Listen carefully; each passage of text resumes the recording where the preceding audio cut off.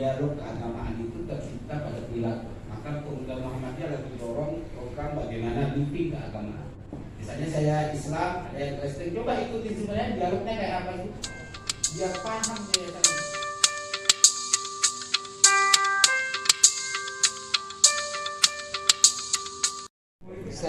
Saya bersyukur bisa bertemu. Ini kayaknya pertama kali saya ke ruangan ini, jadi perasaannya jadi beda.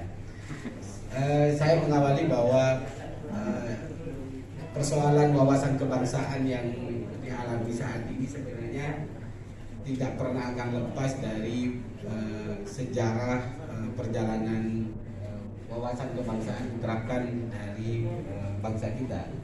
Kalau waktu zaman Orba kan kira-kira ada patokan dan ciri khas yang saya kira bentuknya knowledge, pengetahuan bukan perilaku ya. Jadi hafalan kira-kira dengan kewajiban melaksanakan firman dan sebagainya.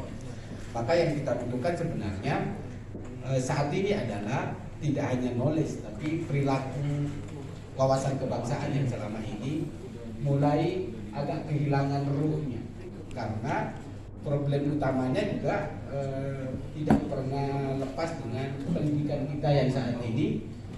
Cara model apa yang butuh bisa dianggap sebagai wawasan kebangsaan. Sebagai anak bangsa saya kira belum ada pengetahuannya karena perilaku yang saat ini muncul. Tapi problemnya tidak hanya persoalan KPK.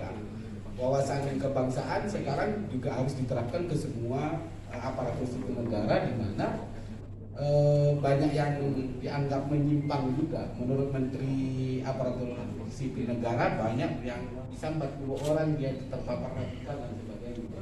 Saya kira itu satu problem khusus yang saya kira perlu dicerna bagi kita semua, bahwa wawasan kebangsaan kita itu sudah mulai memudar kira-kira.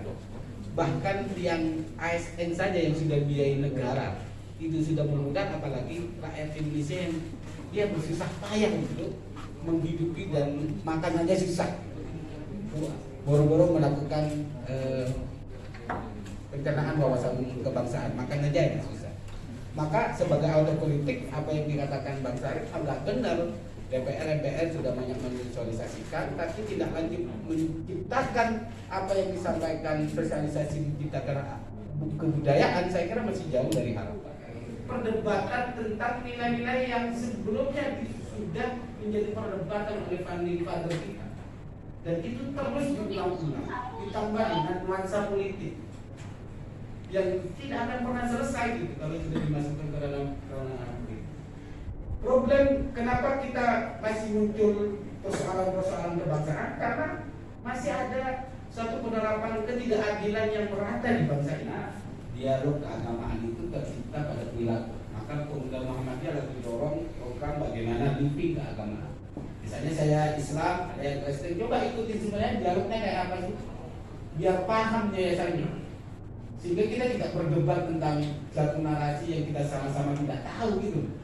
Biarkan pada dialog, dan kemungkinan itu bisa terayungi, dan ini menjadi sangat menarik kalau misalnya ASN ini mulai sadar bahwa tugasnya adalah salah satunya adalah bagaimana memajukan bangsa, bukan merongrong dari dalam.